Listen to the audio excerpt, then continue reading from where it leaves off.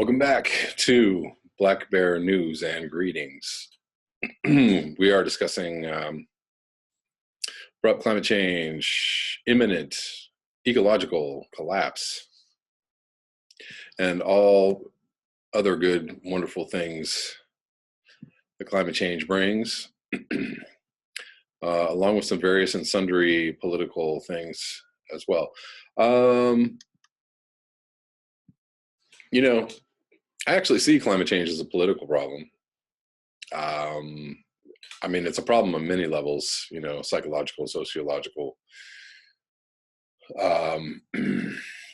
maybe even biological, maybe, I don't know, maybe we are born to create great civilizations and then collapse. Maybe that's just in our species or in our mainframe.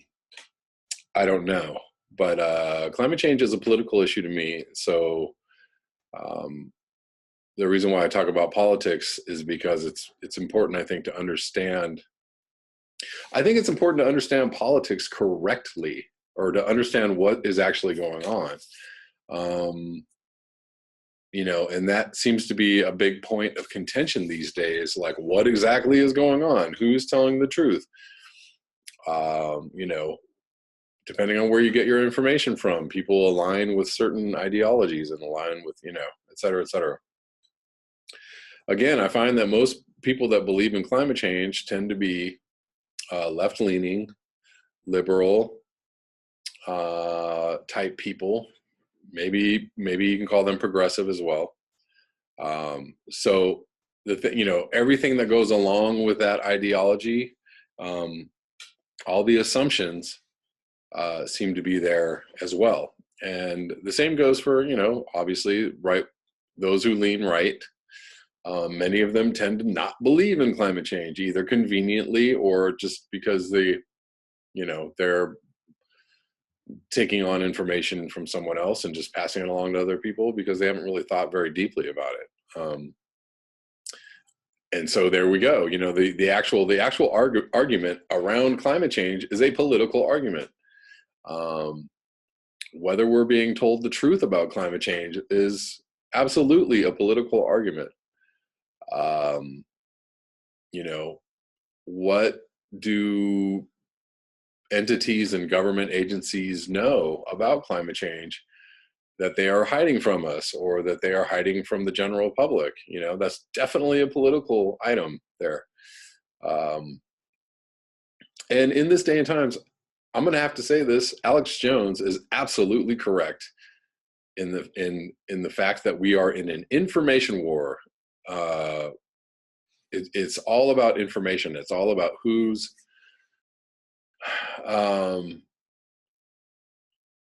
giving what particular slant on a story or what's happening.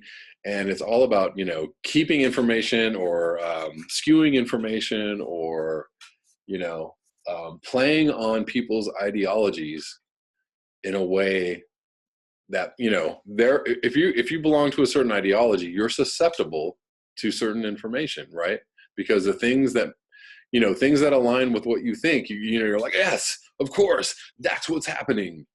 And lefties and righties are both very guilty of this exact thing, right? Confirmation bias is what it's called. Things that already line up with your ideology tend to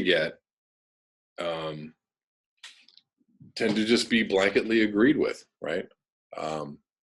That's what's going on. The problem is that if you belong to the liberal ideology or to the conservative ideology, you are susceptible to misinformation and propaganda, because you just eat it up. You're like, oh, of course, et cetera, et cetera, et cetera, fill in the blank. This is how misinformation is spread. This is how propaganda is spread. This is how it's very, it's very subtle. It's, can be subtle or not so subtle. But you know, so that's why I talk about politics. That's the purpose. And if you don't understand what's going on, you know, all of life is political. If you don't understand what's going on in politics, you're not of much use in a conversation about what is going on and what can be done about what's going on, or what is the correct way to go, right? You can't choose the correct path if you don't have the correct information. And that takes me back to information wars. If you don't have the correct information, you're running on, you're running on bad inputs, which means that you're going to get a false outcome every single time. You have to make sure your inputs are correct. So it means question your ideology. That means question your information. You know, I take in a lot of information, and I question, you know, I always question the sources of it, whether it be mainstream or not. I always question, you know, is this a slant? Is it, you know, I know that I have a certain ideology that I conform to. But I hope to label that ideology truth, truth backed by evidence. I'm a truther, which is insanely hilarious that being called a truther is some kind of slur, or some kind of epithet, you know, you person trying to find the truth. Like, what are you, some kind of nutcase? It's so insanely, like, you know, if you just stop and think about that, you'd be like, what's wrong with us? What is wrong with us as an entity, as a species? What is wrong with human beings? And then you could just go down the list. It's long. I'm going to read some articles. This is from Counterpunch, April 16th. Nuclear keeps on polluting long after shutdown. And I had no idea that this story was going on. Last month, the Lacrosse boiling water reactor on the banks, it's just a funny name, the boiling water reactor, on the banks of the Mississippi River in Wisconsin, was found to be leaking radioactive tritium, the radioactive form of hydrogen, into the groundwater. Again, clean, safe, cheap nuclear power comes to the aid of a hungry nation. The La Crosse Tribune reported on March 14th that the company, Lacrosse Solutions, a subsidiary of Utah-based Energy Solutions, those incredibly upstanding people, reported a reading of 24,200 picocurie per liter in water taken from a monitoring well on February 1st. The U.S. Environmental Protection Agency allows up to 20,000 picocuries per liter tritium in drinking water, because that's keeping us safe. The EPA estimates that 7 of 200,000 people who drink such water would develop cancer. So the nuclear industry has somehow earned a government license to kill, if you will. But hey, 24,200 picocuries per liter isn't that much of over the allowable cancer rate. Lacrosse Solutions is working on an $85 million contract to decommission the Lacrosse reactor. The small water boiler was shut down in 1987, 31 years ago, but damn if it isn't still trashing the environment. We also have a reactor here in Southern California at San Onofre that's been closed down for a really long time, and they're still trying to figure out what they're going to do with all the spent rods. You got to hand it to the long reach of the nuclear industry. It keeps on poisoning even 3 decades after going out of business. The Dairyland Power Co-op isn't alone in its despoiling of the earth. The co-op ran the reactor from 1967 to 87, transferring its license to the Lacrosse Solutions in 2016. In June 2011, Jeff Dawn's 4-part year-long investigation for the Associated Press reported that tritium leaks were found at 48 of the 65 U.S. nuclear sites, nuclear reactor sites. 3/4 of the country's commercial reactor operations, often from corroded, buried piping. Lacrosse's reactor-borne tritium in the groundwater is a danger to everyone drinking it, but the Tribune News report noted the monitoring well was just 25 feet below the surface and was not used for human consumption. This should come as great relief to anyone in the area using well water that's not been tested. Operating reactors also spew tritium from stacks in the form of tritiated water vapor. This can produce radioactive rainfall, which can contaminate surface water bodies as well as groundwater, according to Annie and Arjun Makhjani of the Institute for Energy and Environmental Research. But since the La Crosse reactor has ceased operations, its legacy is poisoned ground, contaminated and corroded pipes, and leaked tritium in the ground. Contractors' dirty cleanup. The U.S. Nuclear Regulatory Commission announced on March 26, 2018, that in February 2017, La Crosse Solutions had spilled 400 gallons of radioactively contaminated water directly into the Mississippi River. The NRC announcement also noted that there was a risk to public health from the spill, although the way the La Crosse Tribune reported it was, the Nuclear Regulatory Commission says there was a little risk to public health.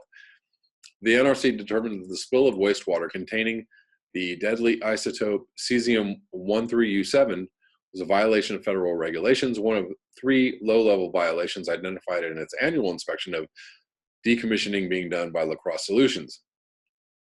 An analysis found that cesium-137 in water samples at concentrations that exceed the federal limits, the La Crosse Tribune reported. The NRC did not issue a citation, but found La Crosse Solutions had violated NRC policy. The Tribune's reporter Chris Hubbock called up Professor Jeff Bryan, who teaches chemistry at the University of Wisconsin-La Crosse. Professor Bryan said potential exposure to ionizing radiation from drinking contaminated water was very, very low, about 1 in 100th the exposure for an hour on a commercial flight. This apples and tires comparison is not just useless, it deliberately misinforms readers who might think voluntary external exposure to cosmic radiation inside planes is no different from internal involuntary radiation exposure from drinking water contaminated with cesium-137. I wrote to the good professor and asked him if people on commercial flights are exposed to cesium-137. He didn't reply. They are not. I asked if there is any internal cesium exposure on commercial flight. Again, no answer. There is none. Professor Bryan told the newspaper what he thought about La Crosse Solutions' cesium spill in the Mississippi. This is a really dumb accident, stupid but not hazardous. The National Academy of Science does not agree. The NAS's most recent report on the subject, known as BEAR 7, concluded that every exposure to radiation produces a corresponding cancer risk. There is no such thing, Dr. Bryan said, as radioactive pollution that is not hazardous. All right. The gift that does keep on giving. From Truth Out, from green growth to post growth. This is from Al-Nur Lada, April 14th. The seduction of economic growth is all pervasive, even within progressive circles that claim to understand that growth is causing ecological destruction. There is hope in a new type of salvation, green growth. This is the idea that technology will become more efficient and allow us to grow the economy while reducing our impact on the environment. In other words, we will be able to decouple gross domestic product from resource use and carbon emissions. This is appealing to the liberal mind. It provides an apparent middle ground and removes the need to question the logic of global economy.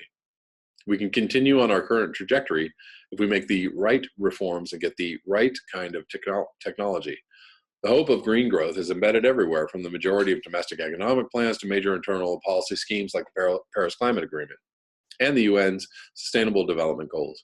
By uncritically supporting these policies, we are unwittingly perpetuating the neoliberal fantasy of infinite growth on a finite planet. The logic of green growth. In some ways, the math is quite simple. We know that the Earth can only safely sustain our consumption at or below 50 billion tons of stuff each year. This includes everything from raw materials to livestock, minerals to metals, everything humans consume. Right now, we're using about 80 billion tons each year, roughly 60% more than the safe limit. In order for growth to be green, or at least not life-destroying, we need to get back down to 50 billion tons while continuing to grow GDP. A team of scientists ran a model showing that, under the current business-as-usual conditions, growth will drive global resource use to a staggering 180 billion tons per year by 2050. That's more than 3 times the safe limit.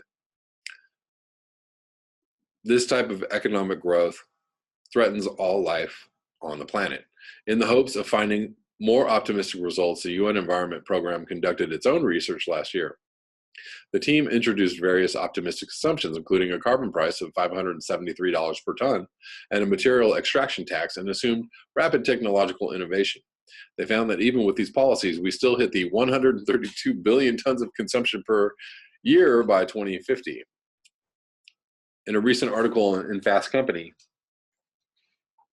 Jason Hickel, a leading economic anthropologist, argues that there is no evidence to support green growth hopes. He concludes that although we need all the strong policies we can get, carbon taxes, resource extraction taxes, more efficient technology, etc., the only way to bring our economy back in line with the planet's ecology is to reduce our consumption and production. This is the core problem that no one wants to address. This is the taboo of Western civilization. This is ground zero values. It's the reason we make up fictions like green growth. Exactly. What we need to do is decrease our GDP. We need to stop growing. In order to start imagining and achieving real alternatives, we first have to dispose of the false solutions and distractions that pervade the discourse on social change. Right now, it is incumbent on the progressive movement to challenge green growth or any other prophylactic logic that keeps us bound within the ideological concrete of growth as our only option. Growth as distributed fascism. Our global economy is a Ponzi scheme. We have a debt-based economic system that requires growth to exceed interest rates in order for money to be valuable. The World Bank and others tell us that we have to grow the global economy at a minimum of 3% per year in order to avoid recession. That means we will double the size of the global economy every 20 years. For capital holders, rich countries and rich within countries, the rich within countries makes complete sense. They disproportionately benefit from the growth system. Growth is the source of their power. It is what keeps them not just rich, but ever richer, which means ever more powerful. They are where they are in this system because their interests align with the prime directive of the system. More capital for its own sake. The reason the people currently in power are in power is because they believe in growth, because they're good at delivering it. Bam. It's very, very key right there. And it's not just the reason why people are in power. I mean, it's kind of, people just follow this ideology like zombies. We are zombies. We are just like, we must keep making more money and keep making more things and keep, it's all about, even on an individual level, like we have to keep, right? The whole idea, like nobody ever says like, or not many people say like, I just want to have enough money to like eat food and keep a roof over my head. And like, I'm good with just like, surviving. Like nobody ever says that. Everybody's like, I gotta, I'm going to go to school and get, go back to school and get a degree. I'm going to go, whatever. I got to get a better job because I'm going to make more money. And I got to have more cars and I got to take more vacations and blah, blah, blah, blah, blah. Right? Like nobody ever says, I'm cool with it, just enough money to like pay my bills and live. Can we just live? It's a tightly woven system. Oh, I'm sorry. As for the rest of us, we are tied into this system because growth is a basis for our livelihood. It is a source of our jobs, and our jobs are what allow us to survive in the debt regime. And this is why we need regime change. Regime change, the debt regime needs to change. It's a tightly woven system. In case anybody's listening to this, anybody who might be outside of this like thought process, who might be listening to this like totally unaware, is like, when I say regime change, I don't mean like overthrow the government. I mean like change our entire, like the way we think. Regime change starts up here, whatever. It is a tightly woven system that requires our collective complicity. Although we may know that every dollar of wealth heats up the planet and creates more inequality. We are tied into the system through necessity. and a set of values that tells us that selfishness is rational, and indeed, the innately and rightly dominant human behavior we must orient around. We're coerced into a form of distributed fascism where we as individuals extract more, consume more, destroy more, and accumulate more without ever being able to step back to see the totality of a more holistic worldview.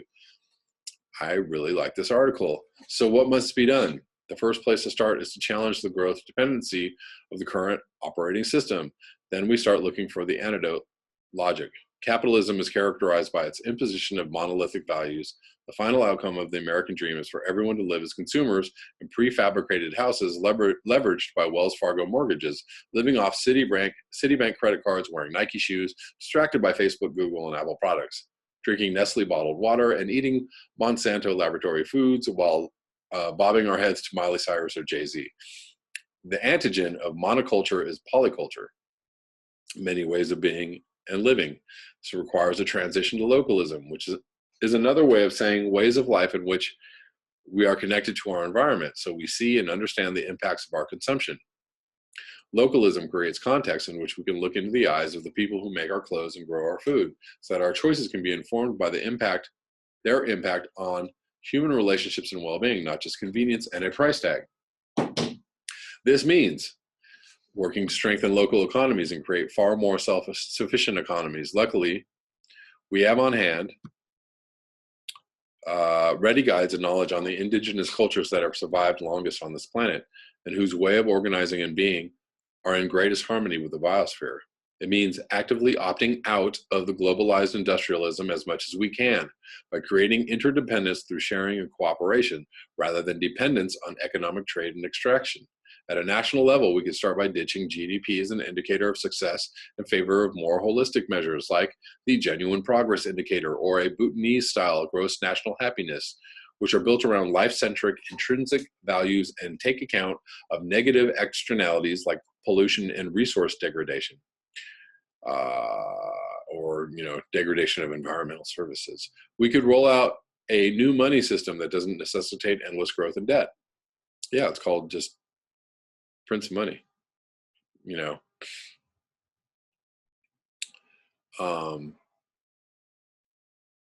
We had at one time money that was just printed up,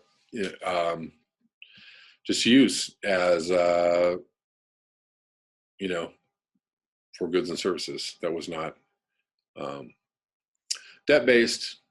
It wasn't even backed by gold. It was actually the greenbacks that were President Lincoln, I believe, printed up for the Civil War, but it actually did wonders for the economy.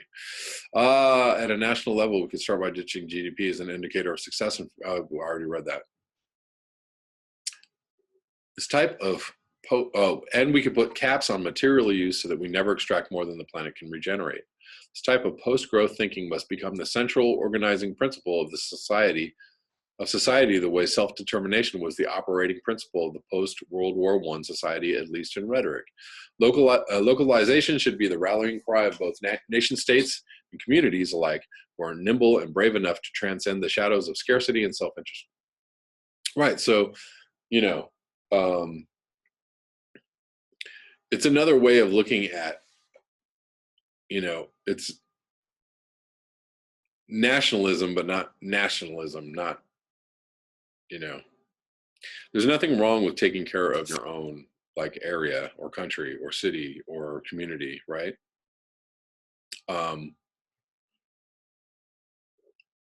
Taking care of what's, closest to you instead of worrying about what's going on elsewhere. Localism requires a sensitivity and attunement to local contexts, geographies, histories, cultures. It requires us to contract new types of relationships with each other, with ourselves, with the state, with nature itself. There's no traditional blueprint for these types of economic models. This may seem daunting, but our current trajectory is even more daunting.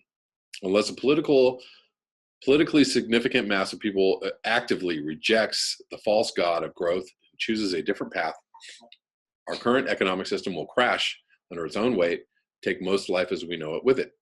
As the late British economist David Fleming reminds us, localization stands at best at the limits of practical possibility, but it has the decisive argument in its favor that there will be no alternative. I like that a whole bunch. I'm actually gonna go post this on Facebook and see if I can get one like. Maybe I won't. Maybe I won't even do that. I already know the outcome of that is.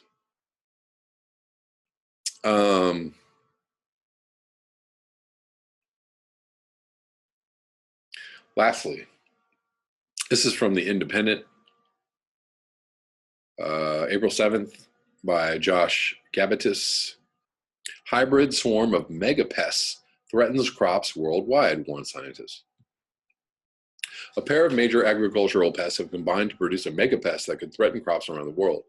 Losses from the original pest species, cotton bollworms and corn earworms, already amount to billions of dollars worth of food.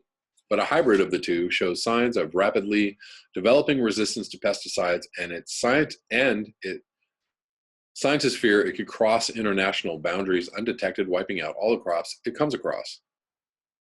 Bollworms and earworms are closely related. The bollworm has its origins in Africa, Asia, and Europe, while the earworm is a native of the Americas. Both are in fact moth caterpillars and feed on more than 100 plant species, including vital crops like corn, cotton, tomato, and soybean.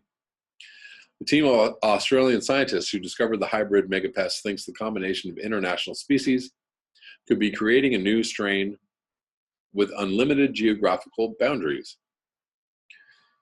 It is impossible to tell which individuals are hybrids just by looking at them, meaning by the time the hybrids have been detected, it may be too late. A hybrid such as this could go completely undetected should it invade another country, said Dr. Paul DeBarrow, a biosecurity expert at Australia's Commonwealth Scientific and Industrial Research Organization. It was rolled right off the tongue. The scientists studied 9 from Brazil and found that every one was a hybrid. No two hybrids were the same, suggesting a hybrid swarm where multiple versions of different hybrids can be present within one population, said Dr. Tom Walsh, a Zero researcher who undertook the study. But while Dr. Walsh and his colleagues observed the hybridization happening in Brazil, they suggested it could have severe consequences for Australia, a nation that has had its fair share of problems with invasive species. Australia already has its own species of bollworm, and Dr. DeBarrow warned that there was no room for complacency when considering future biosecurity risks. It is critical that we look beyond our own backyard to help fortify Australia's defense in response to biosecurity threats, said DeBarrow. As Australian National Science Agency, we are constantly looking for ways to protect the nation, and technology like genome sequencing. It is helping to tip the scales in our favor. The megapest discovery was documented in the Journal of Proceedings of the National Academy of Sciences. In Australia, a combination of pesticides is currently being employed to manage the nation's bollworms. Chemical resistance is a major cause for concern. Bollworms are generally better at developing resistance than their earworm cousins and are immune to the effects of many major insecticides. However, within the hybrid swarm they studied in Brazil, the scientists found creatures that were largely earworm in their genetic makeup, but with bollworm DNA coding for pesticide resistance. The scientists warned that the Brazilian case highlighted the threat that new agriculturally problematic strains of pests could soon spread throughout the rest of the Americas. On top of the impact already felt in South America, recent estimates that 65% of the USA's agricultural output is at the risk of being affected by the bollworm demonstrates that this work has the potential to instigate changes to research priorities that will have direct ramifications for the people of America through the food on their tables and the clothes on their backs, said Dr. Craig Anderson, one of the study's authors. All right. Look out for those megapests. They're coming. And mega viruses, mega flu. Yeah, it's coming. All those wonderful things are coming, and it's probably going to ramp up very soon. That is all I have for you tonight. Thank you so much for your eyes, your ears, and your conscience. If you would like to donate to this channel, you can do so at the links below. I hope to be back tomorrow with another video. Until next time, peace.